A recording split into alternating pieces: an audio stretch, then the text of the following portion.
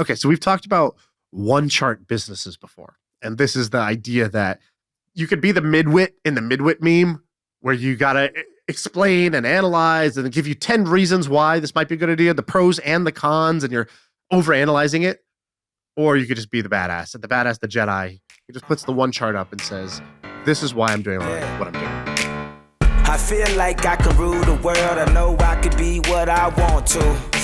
I put my all in it like no days off on the road. All right, we're back. It's just Sam and Shaan back. The band's back together for the first time in a long time. You have a bunch of topics, but I want to kick us off. Can I kick us off? Okay, go. Have you ever read the book 48 Laws of Power? I've never actually read it, but I've read some of the laws. It's a wonderful book. It's cool. And there's one law where it's law number 25, and it says, something like be able to reinvent yourself. And the author says, recreate yourself with a powerful new image that stands out and draws attention rather than letting others define you. Then change your appearance and emotions to suit the occasion or stage riveting dramas as backdrops for your actions. And I love this book. And that's law number 25, where he talks about changing your image. There's a person who I've recently discovered that has done this excellently. And I think that you and I can learn a lot about him. And so there's a rumor about this guy. They say that if you arrange seats like a boardroom, he magically appears.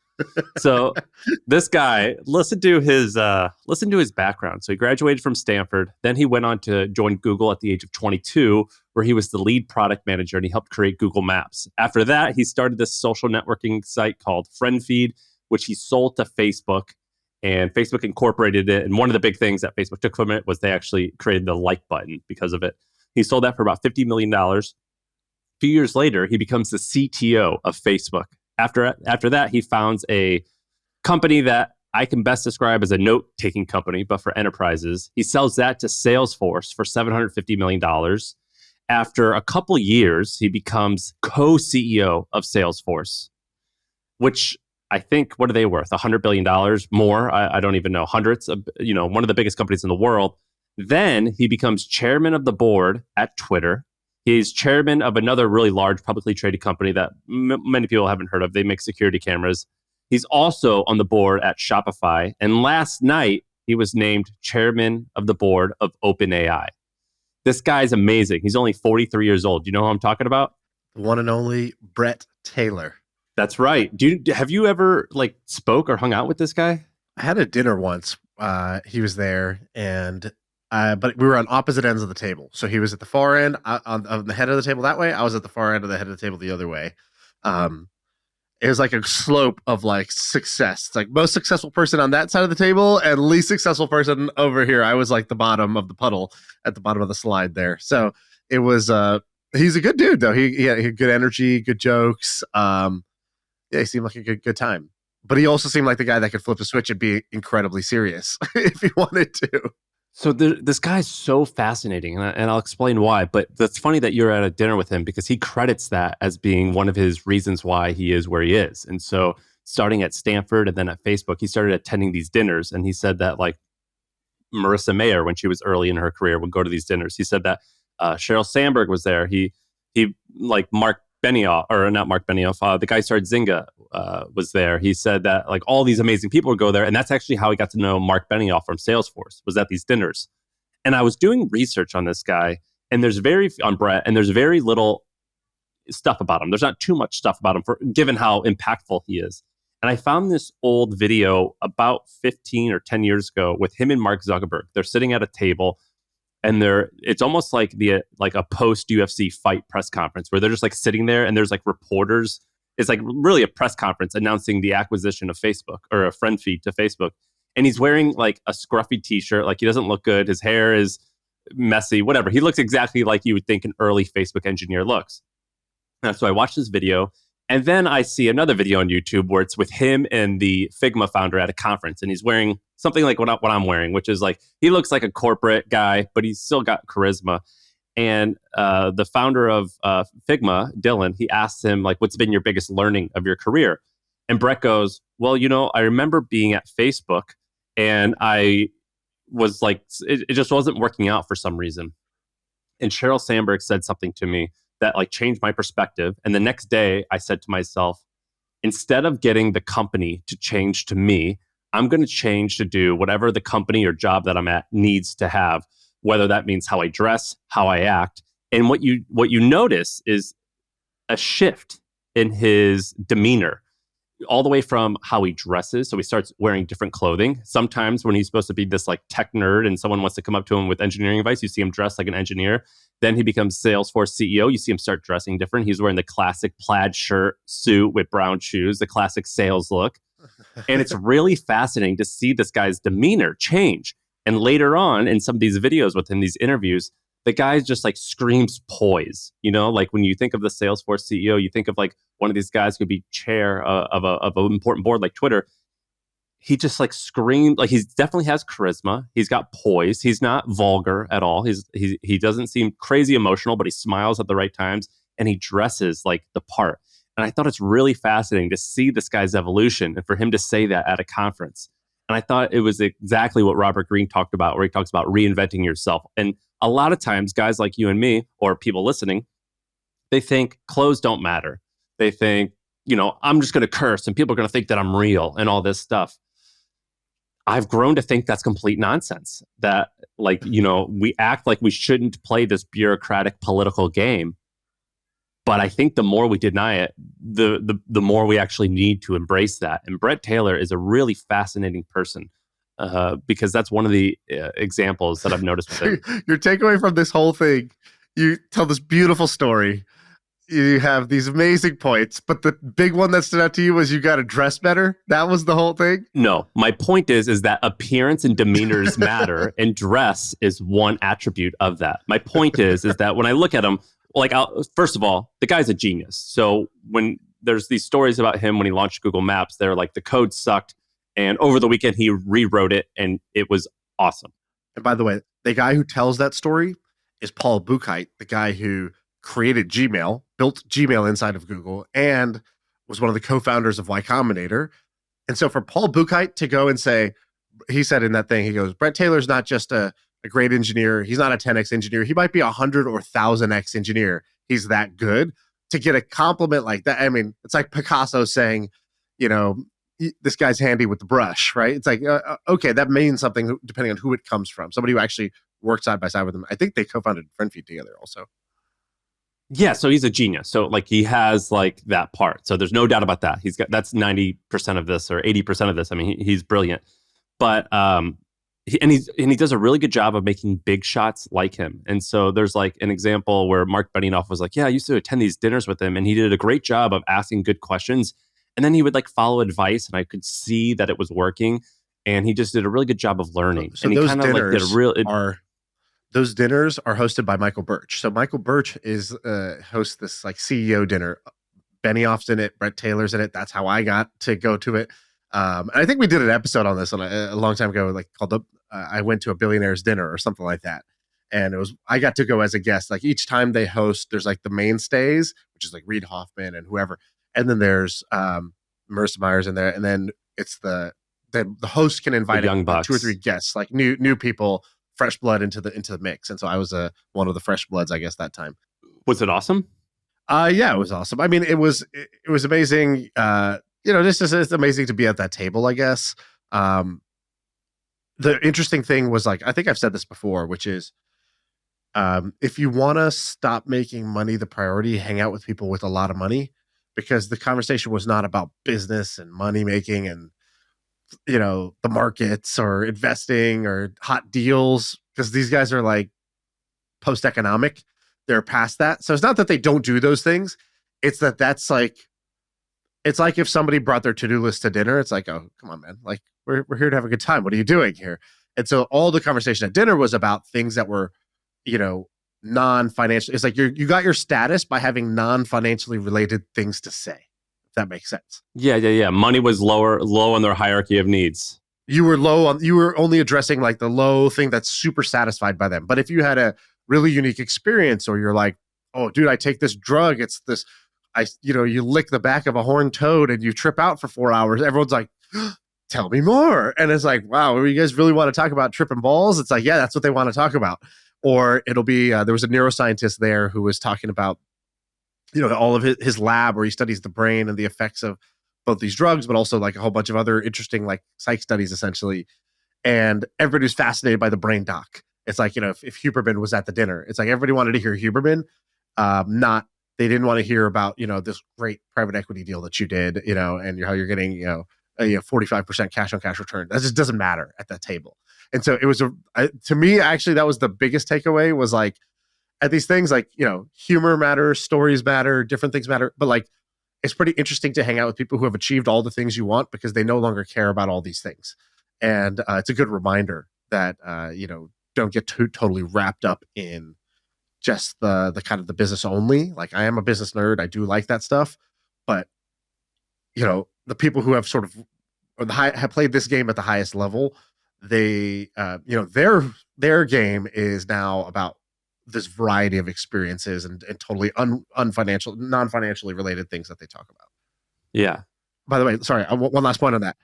If we hang out in a group of like our peers, how many times is the conversation about, who knows, like, content and followers or investment or deals that they're doing or like new businesses that they're bootstrapping or creating. And it's like the contrast between, our group is kind of like early 30s age.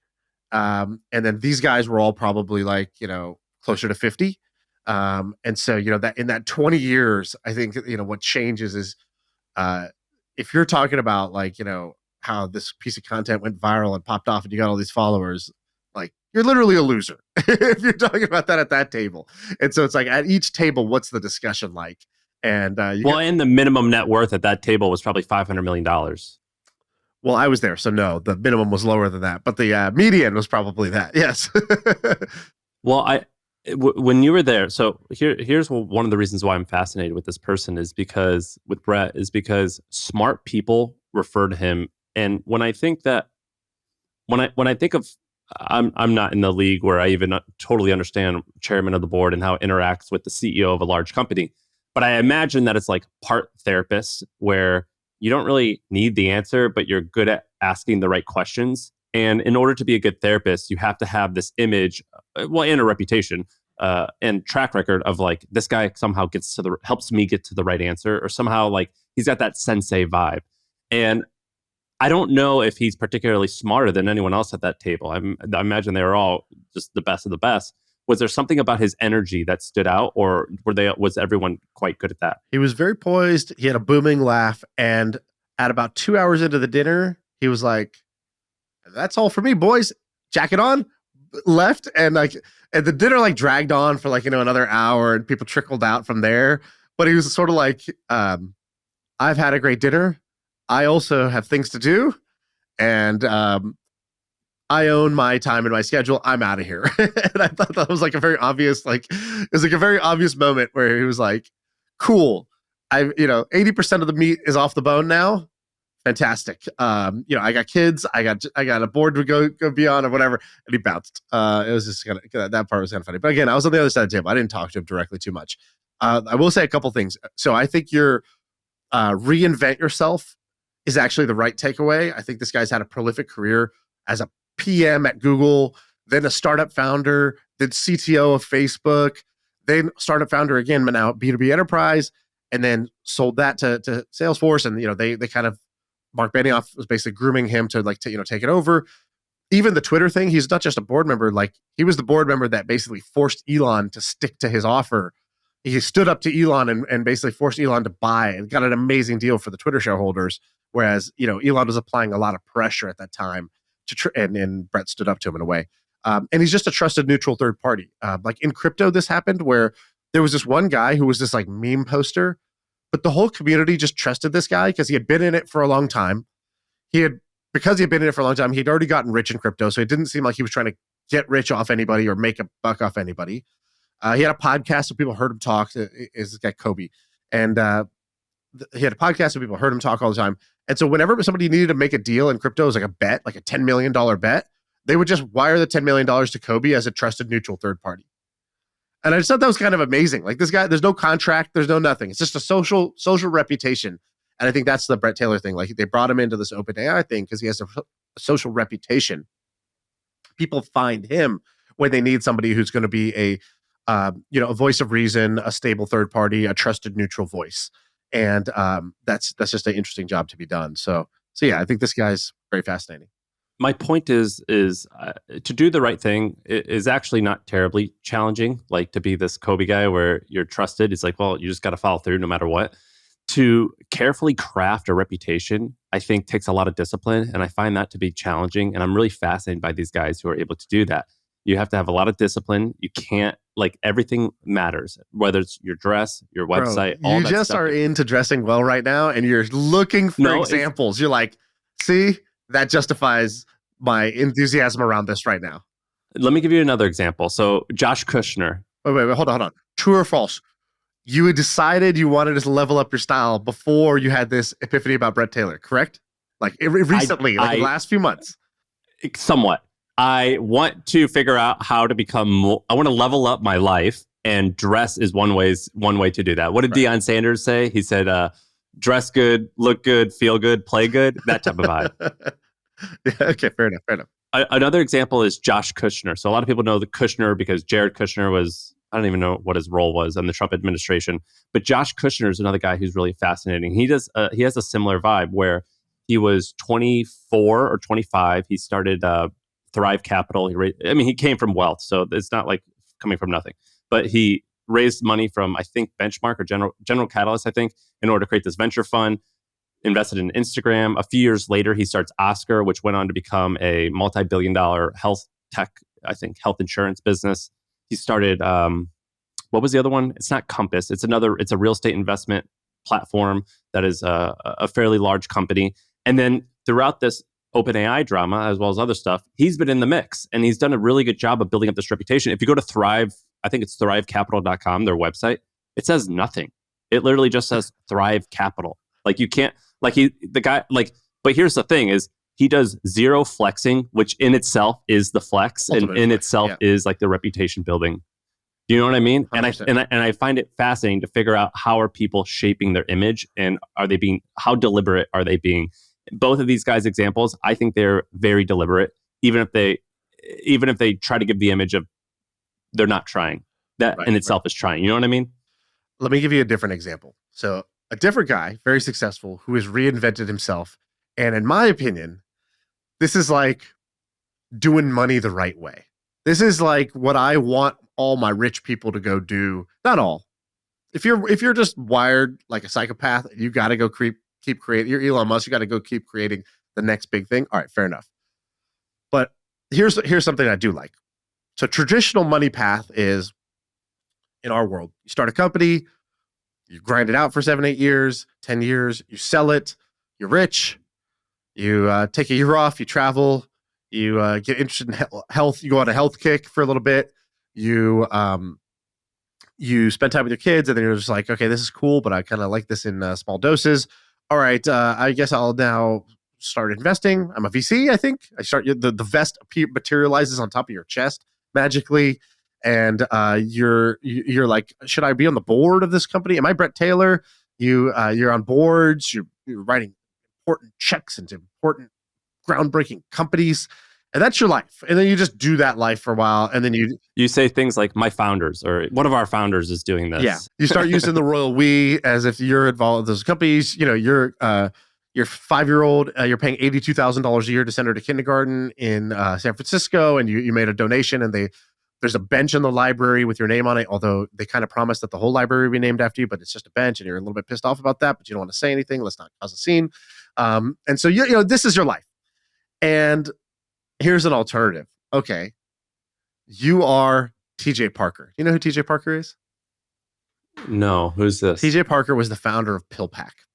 And TJ Parker looked like he might be going down this path. He starts PillPack, to get a fucking democratize them pills or something. I don't know what the tagline was, but he starts PillPack, and it's some sort of like, pharmaceutical online pharmacy type thing. Sells it to Amazon for $1 billion. Okay, stage 1 complete. Becomes a VC immediately. Stage 2 complete, but then starts doing dope shit. So if you go to TJ Parker's website, you can see some of the dope shit he's doing. What first caught my attention, I put this link in here. And he looks cool.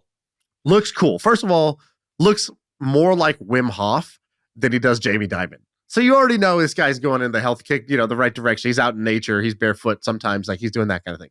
So check out this thing called The Warehouse. Do you see this link that I put in there? And we'll show this on YouTube.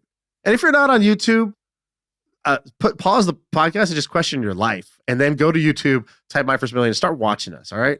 Because first of all, everybody thinks I'm Sam, and everybody thinks Sam is me. They think the guy talking right now, this guy, I'm the brown guy, not the white guy. I sound like the white guy, but I'm the brown guy. Sam sounds like the nerdy brown guy, but he's the white guy. So that's the difference. Go watch us. Anyways, so the warehouse is a community driven storage club with world class facilities and programming. If you're one of these people who's into dope cars, which I'm not, but you kind of are. You're into these like cool, old fashioned cars and stuff like that. Toys. You need a place to store it. And a lot of people do the Jay Leno thing and they get like an elevator in their garage and they try to stack 4 cars in their garage, 8 cars in their garage. It gets tough. So instead, they built a beautiful warehouse to park and store your beautiful cars. And you could share it with other people, but they're like, cool, guess what? You guys will all probably get along too. This is not just storage. So first they were like, we're not just going to store cars. You might have some wine. Guess what? 2,500 wine cellar, temperature controlled, humidity controlled, beautiful wine cellar here too. So store your wine, store your cars, and come hang out. Come hang out. We got a cigar bar. We got art displays. We'll watch the games together. And it's a car social club. So it's basically Soho House for dudes with a little grease on their hands. And I love this idea. Awesome. This is a brilliant idea. And the photos make it look so badass. I don't even like cars. And I saw these pictures and I was just like, I guess like, hey, Dre, clear my calendar. I got to go learn how an axle works. Like I want to be a part of this just on seeing the photos. And so I think this is a brilliant idea. I think this could franchise and be across the country. I think you could have, locations all across the country for this. I think guys need community, friendships, male bonding, but they don't want to, it's like guys will start a podcast instead of do therapy. Guys will join get a car hobby and drop, $300,000 on cars and join a car club rather than, go to a men's group. And it will function as such. And so I think this is a brilliant idea that has international consequences if they want to roll it out. Where is this? It looks like, so they don't say the location exactly. It's in Utah because that's where this guy is. Also, classic move, picking Utah. Then here's some of the other projects that he's working on. If you go to just teacherparker.com/current-projects. All right, so here's what he's got going. He's producing a documentary. Dope. Love that. He's on cars. Yeah, he's got a company that just makes like really dope quality bags and gear for people who are like go the outdoors. And he's like, look, we're going to hold the quality bar. So he's got this company called Lazy Sun. He's got a 12-acre farm that he owns. He's like, yeah, farming. I do that shit too. I'm a gentleman farmer. And then, this guy's doing it even better. He does this. He has a business that goes to children's hospitals and transforms them into like dope art galleries for the day so that the kids have something awesome to see. And he's like, you can heal kids through art, like capture their imagination, distract them from, the sort of the mundane. Like, if you've ever been in a hospital environment, it's like one of the worst environments, like does not pass the vibe check. And the fact that he's like, oh yeah, we're going to do these pop-up art exhibits inside children's museums to shift the vibe. I fuck with that. And so this is a guy who is successful, but then use the money and the time to craft a dope life around the hobbies that he loves. He went the Joe Rogan path versus the Elon Musk. I need to work 95 hours a week and just bigger, better, more money, more fame, more power, more prestige, more everything, more suffering. And I just fuck with the TJ Parker path more. Well, by the way, I'm not saying necessarily that I think the Bret Taylor path is. I guess what I'm saying is I appreciate paths. I appreciate people who do the damn thing. Like I can get as much inspiration from an artist as I can a billionaire. Just people who just put their stake in the ground and say, "This is what I am, and I'm doing it." Yeah. Yeah. How much do you think this guy? So they raised $100 million. They sold for $1 billion. Was he the only founder? I think there was 2 guys. Wow. Yeah, okay. Sick guy, right? This is amazing. By the way, one of the things that both of us really like to do that I don't think we've really put a name on it, which is I am fascinated by, and if I could say what is the number one thing I am looking for in life? It's like, what are you looking for? Are you looking for a partner or a project or a way to make a buck or a way to get famous? No. I am searching long and hard for people who I think are playing the right game the right way. So I'm interested in different blueprints of like, what are people doing with their time and their talent? Oh, Brian Johnson said, I'm going to fucking donate my body to science while I'm alive. And he's trying to reverse age, which is like just a badass science experiment mixed with a badass like health kick and investment in himself, mixed with just like, picking a project that was not another business. And I think that's cool, but it's not for me. And I think what you described, the Bret Taylor, where you start multiple companies, then you become a board member and you become this respected luminary of Silicon Valley and you're the CEO of a publicly traded company. Cool game. Definitely not for me. And, you see some guys who are like, I'm going to tweet every day and I'm going to be super consistent and I'm going to do this. Not for me. But, and I just look around and I see, I'm looking for people who are playing a beautiful game. And the sad thing is for me, it's very hard to point to somebody and I can't give you, I'm looking hard for this and I can't name more than like 2 or 3 people whose game I really respect. I think, oh, they have a great blueprint for what they're doing in life. And I think that's the most important thing because once you have that blueprint for you, for myself, yeah, like I Yeah. really like how this person has architected their life. I like what they're working on. They seem to be really happy. They have a great mix of kind of like family and fun and challenge and whatever else. And they're doing good in the world in their own way. And I want to see examples of people doing that really well. So I think when you bring up Bret Taylor, or we bring up TJ Parker, these are part of that search that I have, that quest that I have, the thing I am most interested in right now. And I think that anybody, once you get past the kind of like your needs are fulfilled stage, instead of striving for fuck you money, you should strive for like, what is the right game to be playing? What is a great way to use this, this thing called life? And get inspiration from a bunch of people, then sort of craft your own version of that. That's what I'm trying to do, at least. No, and that's exactly the point I was trying to make, which is whoever we talk about, I don't necessarily want to emulate that, but I emulate the people who are making the life that they've chosen to make, and I consider that to be success. One thing that I've learned from hanging out with some of these people I admire is even though it looks amazing on the outside, everyone still has similar issues, whether it's family issues or pressure on this or that. And so I always like getting to know these people, like Rob Dyrdek. I've loved having him on, and I've been able to talk to him once or twice afterwards. It's like everyone's shit still stinks once in a while, though, and that always has given me a ton of confidence and actually made me happier. You know what I'm saying? Right. What do you want to do? All right, I'm gonna do a quick one. So this is called the Dr. Dre question. And this is a question that is useful when you are hiring. So I was watching this old ass Tim Ferriss episode where he interviewed this guy that I'd never even heard of, Cal Fussman. You know this guy? Is he a journalist? He was kind of like a journalist, or he's like a writer. But basically he's like a man who lived a very interesting life. Like he boxed Julio Chavez and like he did like a bunch of interesting things during his life. And so anyways, old episode, Tim Ferriss, actually it's a very good episode. And one of the things he talks about is, so his things like, the art of asking questions. And, one thing I like to do is study people's lives. Another thing is I'm a collector of questions. A great question is like very valuable to me. So I was interested in this episode. And during it, they say, there's a part where they go, okay, you've talked about asking questions. What's, who have you helped, who's come to you for help with asking questions? He describes a set of founders. And they said, we have this problem with our company. We are super passionate about our business, but when we're hiring, we don't know what to add. We're like kind of hiring the wrong people because we just can't seem to find people that are as passionate about our business as we are. And like, on one hand, we could say, maybe just nobody's going to be as passionate about our own business as we are, but we just want people at least close to it, right? Like people just have a lot of passion. And we don't know how to filter for that because if you ask somebody, are you passionate? They say yes. So what do we do? And he goes, oh, that's easy. Just ask them the Dr. Dre question. And he goes, here's the story.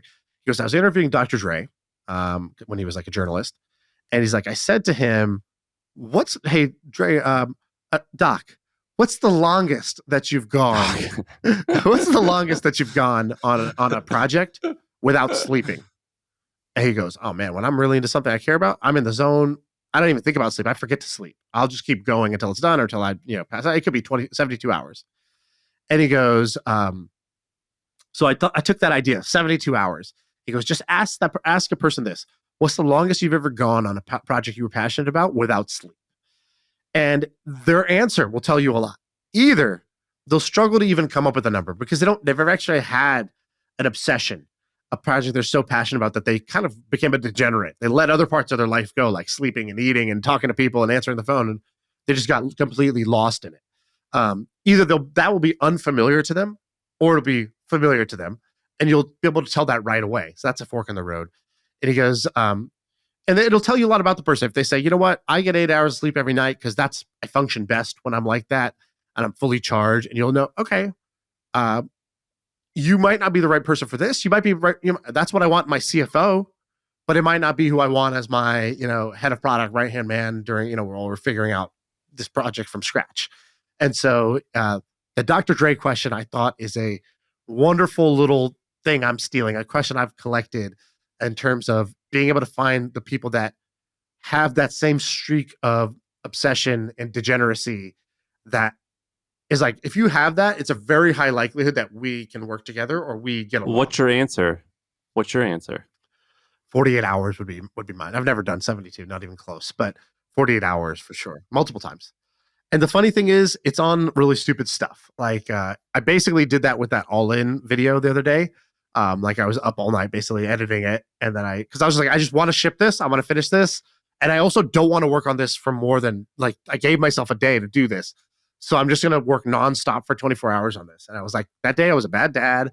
I was a bad husband. I was bad at fitness. I was bad at sleep. I was bad at eating, but I was fucking amazing at that video. And like, that's happened to me many times in my life. It happened when we were doing our first startup. I remember many times me and my buddy Trevor, we would stay up and Trevor would keep going. Trevor's answer would be more like 72 hours, but like we would stay up. We would see a cool commercial and be like, can we recreate that? It's like, I don't know, download Adobe. Let's find a cracked version of Adobe on Napster and download this shit. And then we'd be like, okay, Adobe Fireworks is a way that you can animate something. And we would sit there and try to learn it, watching tutorials. And we would just try to get better at it. And then I would pass out and go to sleep after the storytelling part was done. And Trevor would stay up and he would learn, he taught himself Photoshop and After Effects and all these things, but he didn't teach himself in years. He taught himself on 4 projects that were just these 72-hour binges, and then he just knew how to do those tools after that. And now his whole career is like that. But at the time it was unnecessary. At the time we weren't getting paid for it. At the time the things we made weren't even that good. They were still kind of janky, but it doesn't matter. Is 72 hours 3 nights? Is that 3 nights? I think I would count 72 hours as you basically you wake up, you work, you skip that first night of sleep. You work through the next day, you basically skip the next night, or you get a couple hours the next night and you wake up and you finish the next day. That's insane. I mean, I've done overnight stuff a bunch of times. An all-nighter, right? Yeah, an all-nighter and then all day that next day. But usually it's I've been at the office and I'll sleep on the couch in the office for from 4 to 8 or something like that. Right. So it's really hard to go. It's hard to do overnight and then keep going the next day. That's challenging. Maybe it'll be 3 hours. I've done overnight stuff a bunch of time, but it's hard to go more than that. Let's say you had a New Year's Eve party and it was going to get a little crazy, and you have this friend and you're like, okay, I hope this is not too crazy for my friend. And if you just asked him, the version of the Dr. Dre question is, it's hey, have you ever blacked out when you drink? And if they're like, no, or one time, it's you should probably hang back from this party. But if they're like, oh, dude, an embarrassing number of times, then I can't count the number of times. What are you talking about? It happens. There was a phase of my life it happened a lot, and now it happens less. It's okay, you should come to this party. You'll have a good time, right? There's a version of the Dr. Dre question for partying. There's a version of the Dr. Dre question for for parenting. There's a version of the Dr. Dre question. I know a version of the question for parenting is what's the grossest thing your kid's ever done? And if they're like, oh, where do I start? When they lick the urinal? When they, at the airport decided to roll around on the, there's a constant stream of fiascos that when they pooped in my bare hand, because I couldn't find the diaper in time. Yeah, these things, this is I'm a seasoned parent. I've been through the wars of parenting. You know, like you could tell like kind of a first time parent versus second time parent based on the number of stories they have. In college, when I was a degenerate, my friends and I used to say, "What's the best way to get through a blackout and manage it effectively? Practice." And we would practice all the time. Who's the most experienced? All right, we want to do another one? Yeah, I got another one. Okay, so we've talked about one chart businesses before. And this is the idea that like you could be the midwit in the midwit meme where you got to explain and analyze and give you 10 reasons why this might be a good idea, the pros and the cons, and you're overanalyzing it. Or you could just be the badass. And the badass, the Jedi, he just puts the one chart up and says, this is why I'm doing what I'm doing. The first example we gave of this was, what's it called when you don't get buried? Cremation. Cremation. It was like a chart of percentage of funerals that are people being cremated, choosing to be cremated. And it went from 10% to over 50%. And the guy sent us the pitch deck was like, yeah, we make cremation easy, but like this one chart is the reason for our business existence. This is our business plan. We are going to ride this wave. You've talked about how Jeff Bezos did that about the internet. You know, why do you quit his job in finance to start an internet company? Because the internet was growing 23,000% a year or something like that. He's like, nothing grows that fast except for bacteria in a petri dish. So I'm going to go surf that wave. Yeah, I mean, there's the internet, there's mobile phones, you know, like there's those big ones, but cremation was a smaller one that it wasn't as obvious. And what are you saying is the other one? So there's a new one chart I saw yesterday that is not as strong as those, but is legit, and it's the growth in homeschooling. And so we kind of knew when COVID happened that there was like a bunch of people created like little homeschools or whatever. You needed to teach your kids. The schools were closed. What are you going to do? But it's actually sustained. So it's now the 2023 data is out, and homeschooling has grown, I think like 40 or 50% a year over year for 3 straight years. Like that's pretty aggressive. Wow. And like public schooling is like growing at like, whatever, no percent, 3%. Private schooling is like 7%. And then homeschooling is 40 to 50% every year, compounded for 3 years. And like, I don't know if that's going to continue or not, but let's assume that it is, or that it might be. That means that a whole bunch of businesses that were like not really that viable, were like too niche, are now perfectly niche. And so there's like, this trend of like micro schools. So OutSchool, I think, is like grown like crazy. Yeah, is a micro school considered homeschooling? So there's homeschooling, traditional homeschooling, like Jenny's at home. I'm just going to teach her myself. We're going to print out worksheets and she's going to do them and whatever. I'm the teacher. Then there's micro schools, which was like, for a variety of reasons, I don't want my kid to go to school. For some people, that was COVID. For some people, it's school shootings. For some people, it's they don't like the quality of the instruction. For some people, it's the social. They're worried about like social peer pressure and like kids bullying and things like that. A whole bunch of reasons why people might want to like take the kid out of traditional schools. And so a micro school is you hire six families get together, and they basically say, hey, for the cost of private school, we can actually just have like a literal private school. We can have our own pod here, like a hired teacher. A hired gun teacher. That teacher makes double what they make in a public school. So like, instead of making whatever $50,000 a year, you make $100,000 a year. So we'll get a great teacher. We'll pay them extremely well. They only have 6 kids to worry about. They can get super invested in them. The teacher-student ratio is going to be really, really good. Instead of one teacher to 25 kids in a class, there's going to be one teacher to 6. They're going to have friends and socialize. So it's not like homeschooling. Like they still get the socializing aspect of it. And there's Are also they the like, same age children? They're like kind of like it's usually maybe like a little broader range. Like it might be like a 1.5 year window or something like that. 2 years window maybe. And they'll also be kind of an indoor-outdoor component. So like sometimes they have a dedicated facility. Sometimes it's like our backyard, or they rotate through the parents' backyards or whatever. Sometimes it's a mix of indoor, and then they go for like a long walk or a hike or playground or whatever. Like the teacher takes them indoor and outdoors. They get a better mix than like sitting at a desk all day. And this makes all the sense in the world to me. Like I'm actually super interested in doing this. I think this is actually a pretty dope idea. And then there's a business called Primer that Ryan Delk started. You familiar with Ryan Delk and Primer? Yeah, Ryan's cool. I like Ryan a lot. But his company that he started pre-COVID, this was that company, right? It was homeschool. I think they pivoted. They started with more of that traditional homeschool, like what do you do if you're actually at home, and then now it's pivoted in the last year to, I think it's pivoted to these micro schools, and it's basically like an operating system. It's like, hey, if you're a teacher, push this button. It's like Stripe Atlas. Like you could spin up your micro school.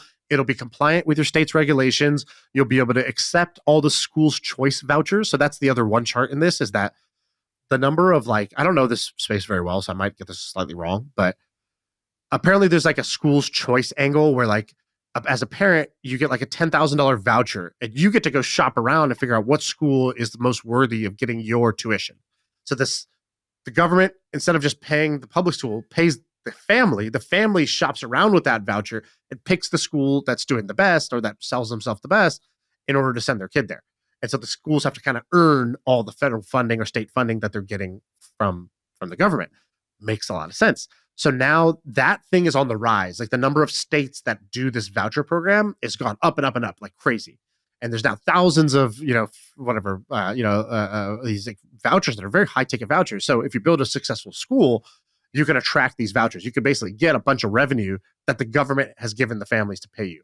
And so what Primer does is they're like, all right, spin up a school, be compliant, accept vouchers, and have like your website, have all that shit done for you, your back end. Parents, here's a parent portal. Students, here's a student portal. We're the operating system for micro schools. I think they have like 3 micro schools now. They're trying to get to like 6, and then they're going to get to like 18.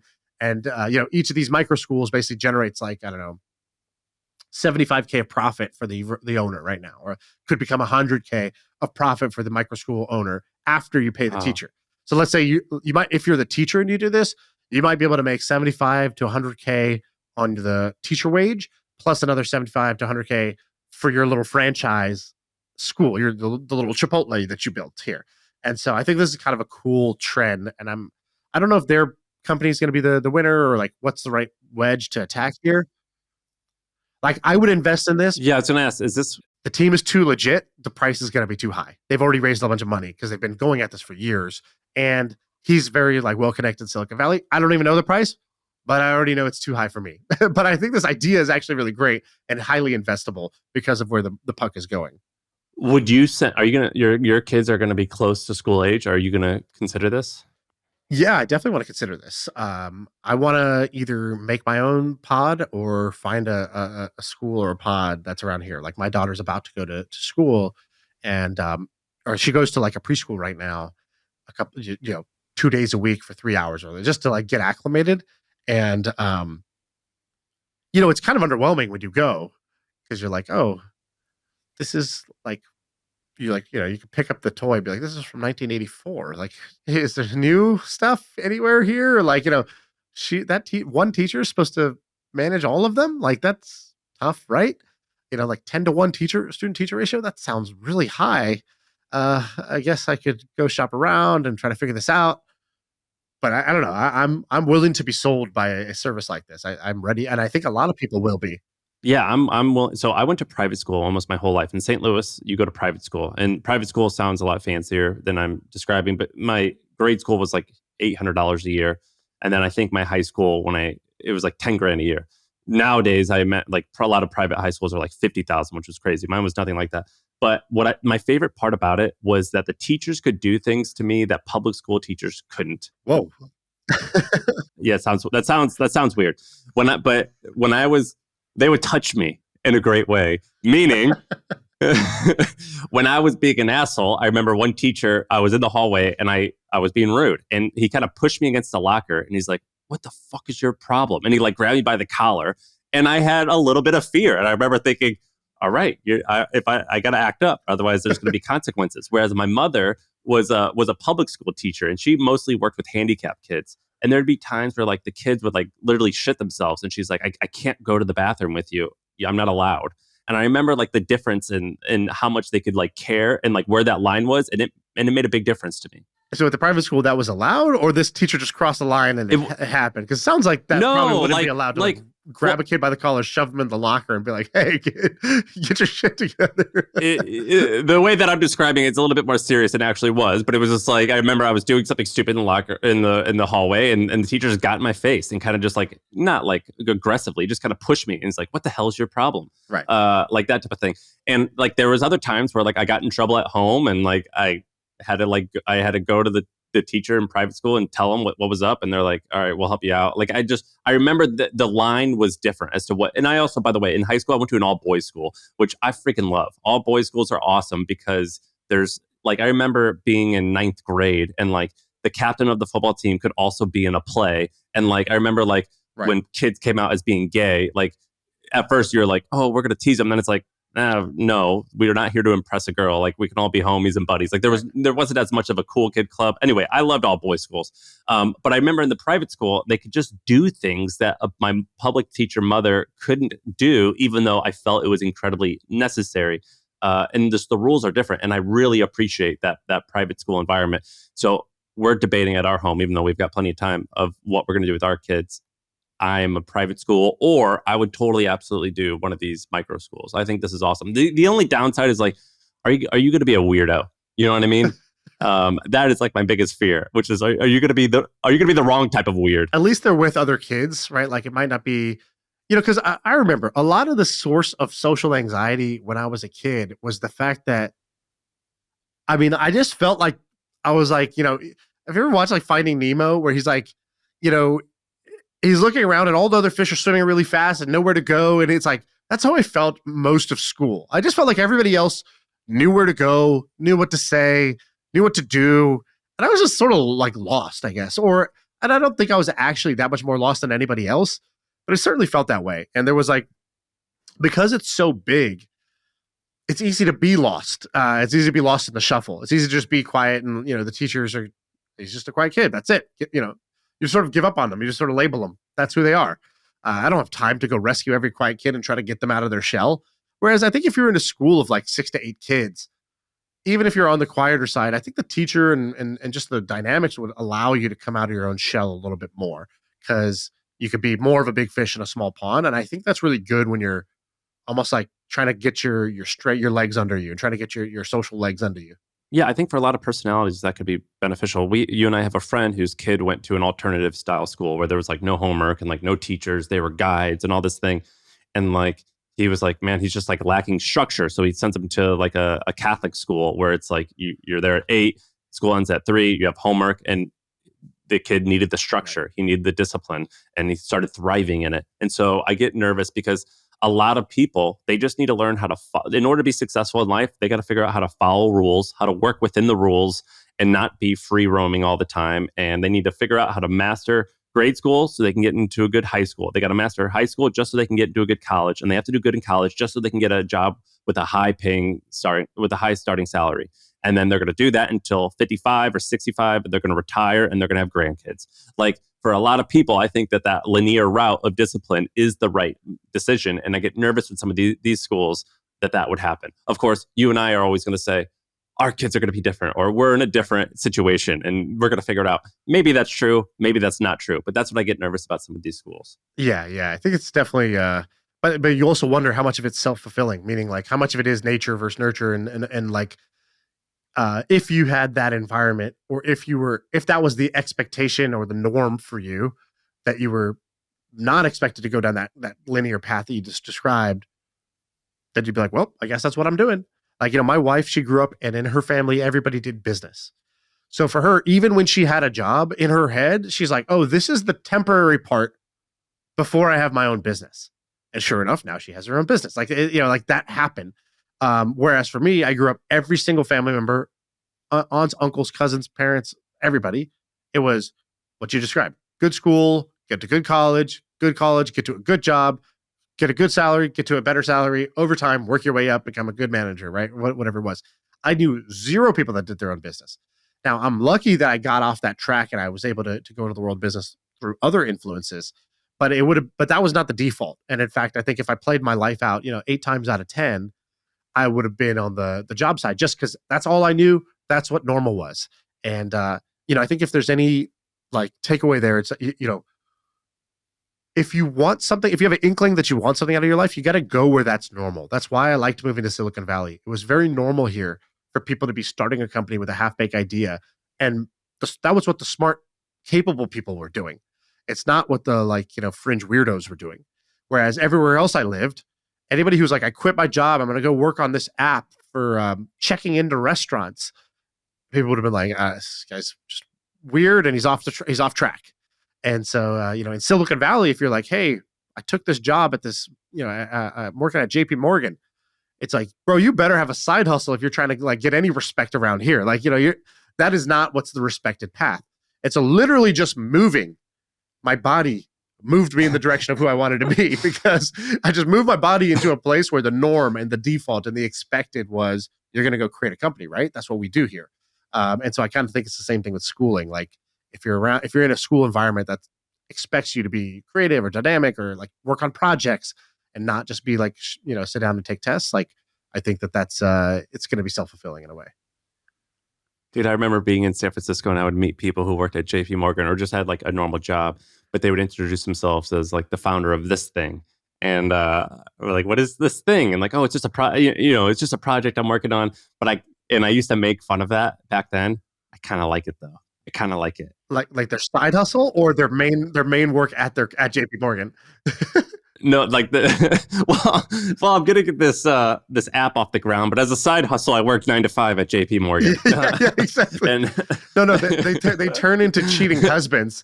They're like, I work at JP Morgan, but it's not what it looks like. Okay, it's just a thing. It's temporary. There's not an emotional connection to it. I swear, I just had to do it. I just 2 years. That's all. Then I'm gonna do it. I'm gonna do the real thing. I love that. You want to wrap up talking about poop? Yeah, let's talk about it. Thanksgiving, I'm around a lot of family members. There's a lot of 13, 14 people in my house right now. There's a lot of bathroom time going on. Fiber is everywhere, dude. I think fiber supplements, are a little opportunity. So, a lot of people age 36 and up are taking fiber regularly. And when I look at these supplements, Metamucil, Benefiber, these brands they literally sound like poop, which maybe is intentional, but I think there's an opportunity to make a fiber supplement that is, just what's going through that right now? What's going through that right now is creatine. Do you know what creatine is? Bro, don't make me flex. Of course I know what creatine is. Creatine's I believe it's the most studied supplement of all time. But basically it's proven constantly where it just makes you stronger and build more muscle mass. I don't know by what percent, if it's 1 or 2%, but historically creatine was powder form and it doesn't necessarily have a bad taste, but mostly it's neutral. But there's this guy, it tastes fine. It's mostly neutral, but you still when you drink it, it's kind of chalky, but it's no big deal. But I take creatine all the time. I love creatine. And creatine, when we were kids, when we were in high school, that was just what the jock football players would. It was I was scared of muscles. Right? It was is this bad for you? It's gonna mess up your kidney and your liver or something like that. I was like, oh, I guess I stay away from creatine. I'm not that. I don't need to be a bodybuilder, right? Yeah, and that's mostly nonsense. Creatine, it's just it's probably some health guy might yell at me for saying this, but it's basically just consuming more protein. It's just it should be almost part of a daily routine. It's a very stable thing. You're not particularly going to get sick. Whatever. It's just going to make you stronger and build more muscle. But what's the McCormick guy's first name? He started a creatine company that they basically made it They made a Flintstone vitamin, but for creatine, and he shares all of his revenue online. And 6 months after starting the business, I think it's doing $800,000 a month in sales. And I actually really appreciate that this guy's doing this because he's taking an old supplement that is wonderful, but people are afraid of, and it's not really that easy to consume. So with his stuff, he made it into a Flintstone gummy bear style supplement where you could take, because you can't really take creatine in your bathroom unless you have a cup there because you have to mix it with water. It's a chewable that tastes kind of good. And I think it's really amazing what he's doing with creatine. So his name is been very fast. His name is Dan McCormick. I'm going to pull up whatever his last update is. So 3 million in all-time revenue. So basically it looks like he's going to do about 3 million in the first year. But I remember he posted some of his margins and they were not very good. Oh, here we go. Okay, so here's his revenues. we can put this chart up. So December when he started at 21K, January 64K, and then it basically goes up 128, 172, 244, and then the last two August, September were 550K. So and what he's doing is he's taking creatine and he's kind of making it popular and making it easier to consume. There's another drug or a vitamin that I like. It's called ashwagandha. Do you know what that is? Yes. So ashwagandha, a lot of people use it for anxiety. So there's ashwagandha and then there's kava. So kava, I remember drinking it in Fiji. It looks like a mud, like it's like a powder, and you mix it with water. And in Fiji, they'll sit around a fire and drink kava, and it kind of makes you a little bit high. But if you take it in small doses, like you can buy kava at the store, and it calms you. And ashwagandha is another one like that. And so I like these ideas of taking a fiber, an ashwagandha, a kava, something that has decades or centuries of like proven usage, but it's not packaged in a way that seems very approachable. I think that's a very fascinating way to go about this. People years ago did it with melatonin. Melatonin wasn't quite popular. Now it's incredibly popular. It's a very accessible thing. I love when people do that with certain supplements. Dude, I have a supplement story that's going to blow your mind. And I'm not going to tell you now. I'm going to tell you like a year from now because it's playing out right now. I have a very small part in this, but it is wild to see what a successful supplement company can look like. And it's too good right now. I can't say anything about it, but can you say no, what the drug or what the vitamin is? No, or what I'm not saying anything. That's how you know it's good, because I gotta just shut up about it. You're an investor in it? I'm not gonna say anything. A year or two from now, I will tell this story, and it's gonna be unbelievable. Ooh, all right. I'm very eager. I'm very eager. You know, at once we had Derek from More Plates, More Dates on, and he talked about his supplement business. I thought that it was pretty amazing. I wonder if it's Derek. Blink twice. I'm not saying anything. I'm saving this from you too, because I want to see your reaction when it all plays out. I'm not going to give you any hints either before then. Would you go into the supplement business? Yes. Yeah. I need my soundboard. Where's the Bezos? Hell yes. That's how I feel. That's how I feel about the supplement industry. Yeah. So I have nothing to do with any supplement business, and from an outside perspective, it just seems like an overcrowded space that's really challenging. I think it is, but I know saturated. some of the. It's very saturated. I don't think it's necessarily like anybody can play, but if you're good, it's the right type of e-commerce business to be in. I'm in the wrong type of e-commerce to be in, the hard slog e-commerce type of business to be in. If you're good, like, it's somewhat binary, I would say, in the supplement side. Like it's, it's not easy to win, but once you get it going, if you have the right supplement and the right branding and the right go-to-market and the right advertising, if you could stack those blocks together in the right formation, it's a beautiful business. Why? Supplements, super high margin. Supplements are repeat purchase consumables. Supplements get bought by bigger companies all the time. So the exit market is fantastic. The multiples are good. Supplements can go into retail really well. The inventory is very simple. You only have like a limited number of SKUs that you need to deal with. Usually they're made in the United States, so your cycle time is very low, which means that you don't have a bunch of money tied up in inventory at any given time. You might even have negative cash conversion. So there's all these benefits of the supplement category if you could be in it. It's a clear problem solution, so it's easy to market. And it's expensive. I probably spend $100 a month on protein powders and creatines and a few other things. It's expensive. Yeah, for sure. For hundreds, probably. Yeah, I mean, way more than 100. I get a bag from Whole Foods. It's like $80. So my sister-in-law's in town. This is just a funny story. So my sister-in-law's in town. I was telling her about this supplement, and she is. I remember because at previous Thanksgivings, she was like telling me about. She's like, "Oh, leaky gut. Oh, you." I was like, "Yeah, what is that? I've kind of heard that. What the hell is that?" And she's like, "It's brilliant branding." She's like, "Oh my God, you don't want leaky gut. Imagine like a leaky gut. Like it's just like." Like imagine your sewer has a hole in it, right? Your sewer lines, like you don't want that getting everywhere. No. And she's like, it's toxic, it's bad. And I was like, how do I know if I have it? She's like, you probably have it. Everybody has it. I'm like, oh my God, my gut health. I've just been totally neglecting my gut health over here.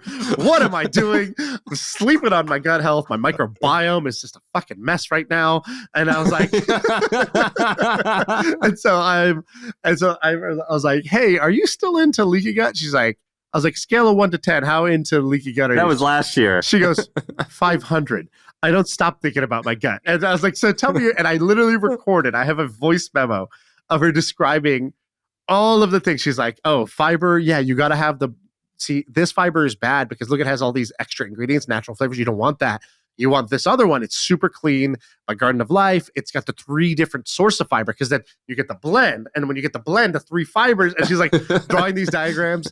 And then she's like, yeah. And like, you just want to have living water. And I was like, whoa, what's that? What's living water? I don't know what that is. Like, have you heard of living water? No. And so she's describing living water and she's telling me about that. And then she's telling me about this other thing. And I was laughing so hard. And I was just like, you are like, if I could take my Facebook pixel and I could just show my Facebook pixel your face, I'd be like, only advertise to this type of woman. Like, rich woman who's like believes in all of these things is like the best market. She is got to be spending hundreds of dollars every month, $500 a month on just like for her kids, for her husband. Does she consume all of it?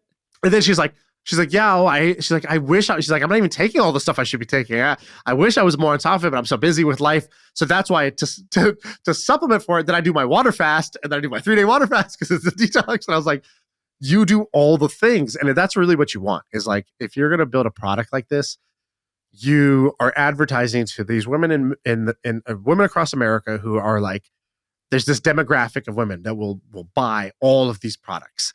And they will do the fast and they want to alkalize their body. And I'm not even saying that this is all BS. Like maybe it's all true. Maybe it's all false. I have no idea. Like, but they believe it's true. And as an entrepreneur, that's all that matters is that there are people that are all bought in, like they are bought fully into a lifestyle.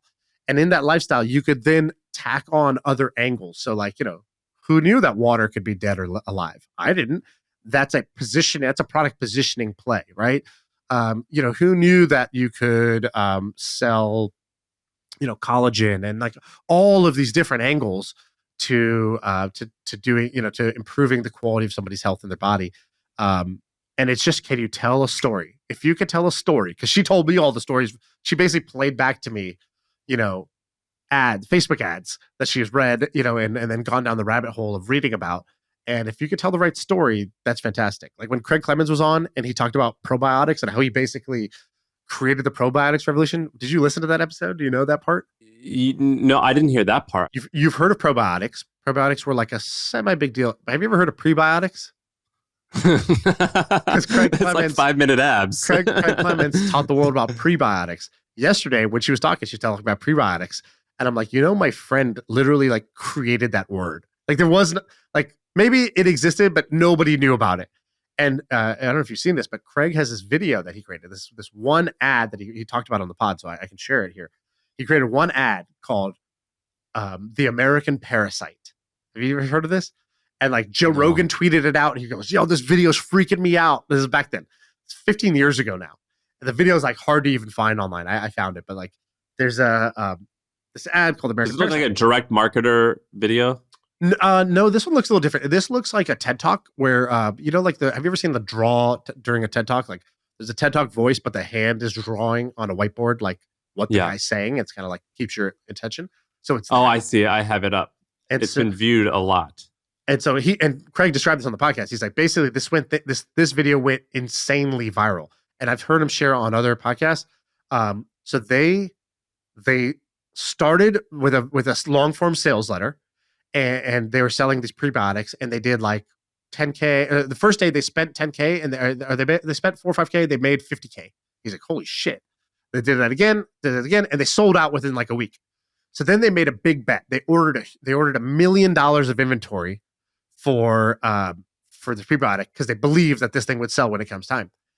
And when they did it, they relaunched it when they got inventory back in stock. First day, they did 500K in sales. Second day, they did 600K in sales. 1.1 million in sales in 2 days when this came back.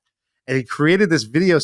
It's a 30-minute basically documentary talking about how our food supply is fucked up, how it creates a bad, like micro, biome in your gut, and how that's like he calls it the great American parasite that is, eating away at, it's sort of ruining your health. It's the reason you can't control your cravings. It's the reason you're gaining weight. It's the reason for all your problems. It's not you.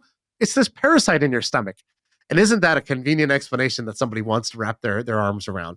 And so he took that, and basically that thing was viewed like hundreds of millions of times. People were sharing this like crazy. And this was back when there wasn't a lot of ads. And so and people were a lot more willing to share on social media when they found an interesting video. And so this thing went crazy to the point where he said that Coke changed their formula for Diet Coke. They took aspartame out because this video was causing so much like public, like awareness and an uproar over these like fake sugars that people were putting in things. He's like, and then over 6 months, like Coke sales went down because Coke without aspartame doesn't taste as good. And then they put it back in like 6 to 9 months later. What was the name of Craig's? Kebiotics was the name of his company back then. And how much did it make? A lot of money. Oh my God. And so he kind of popularized or created the prebiotic market in the United States.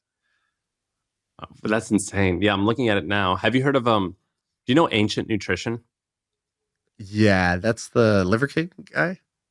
No, it's a different guy. Oh, no, Carnivore it's like a supplement MD? company. Yeah, well, no, a different one. Ancient Nutrition, they've raised $100 million. So I have to imagine they're doing hundreds of millions in revenue. And it started because this guy named Josh Axe, Dr. Axe is what his name was, or his name is. And he's got Of course it is. Of course his name is Dr. Axe. It's Dr. Axe, spelled like an axe. And he had a blog, and the majority of the blog at the time, it talked about leaky gut. And he would sell info products on how to fix the leaky gut. And then eventually they were like, all right, let's actually make stuff. And that's how Ancient Nutrition started. And it's like a huge, huge business. But a lot of his whole thing was leaky gut. And he helped popularize leaky gut. The branding of leaky gut is like brilliant. It's kind of like when people talk about doing a cleanse, and they act like their blood is like a pipe, and like doing a cleanse is like putting a pipe cleaner through it. It's like I don't know if arteries work that way, but you've created this image that now I automatically. Yeah, like I don't even know if that's true. It probably even isn't. But for some reason, you've made me believe that that's how it is. Same with leaky gut. You're like, so like, first of all, I don't even know what a gut is. Is that your colon? So like this organ that has poop in it is just leaking to the rest of my body. Is that what you're saying? Of course, that's a huge deal. I don't want poison in my body. And I don't even know, I have no idea if that's how it works or if it doesn't work, but they do a great job of making me believe it because of that phrase, leaky gut. Right.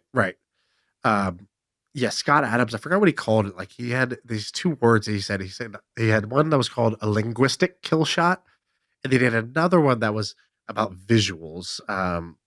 So what did he say? I forgot what he called it, but like, let's call it a visual kill shot. Like I think that idea of the pipe cleaner or the leaky gut, these are visual kill shots. It's words that make you see things, and they're things you can't unsee once you've seen them, right? And it's like that's and he's Scott Adams used to say Trump did this. He called Jeb Bush when Jeb Bush was the front runner in the Republican debates because he's a Bush and he's a whatever, he was the governor of Florida or whatever the hell he was, and then he goes low energy Jeb and tired Jeb, and basically every time you look at Jeb Bush from then on out, you're like, he does look fucking low energy. And it just like, or Sleepy Joe. Sleepy Joe, right? Crooked Hillary, right? Like she does not just like immoral Hillary or like, whatever, crooked.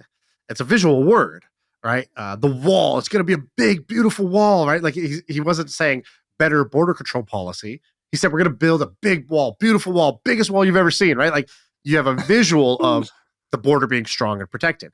And so like, Trump was kind of a master at this shit, and Scott Adams, he's pretty interesting the way he described, what Trump was able to do with these visual kill shots.